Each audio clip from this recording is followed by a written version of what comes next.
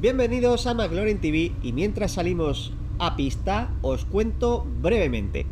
Esta entrada al circuito del Jarama se ha hecho ya con todos los cambios que hemos realizado, que podéis ver en el vídeo que os dejo por aquí enlazado y también lo tenéis en la descripción. Es una prueba más para compararla cuando tengamos la repro lista que volveremos a entrar al circuito.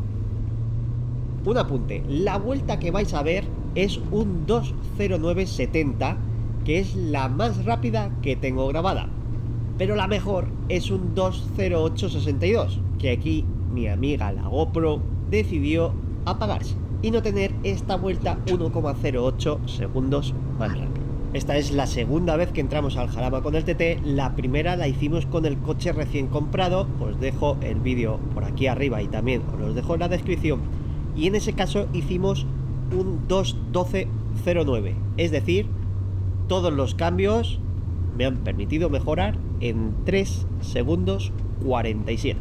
Nada más, llamarme manco si queréis, pero yo me lo paso pipa haciendo estas cosas. Vamos a por esta vuelta rápida.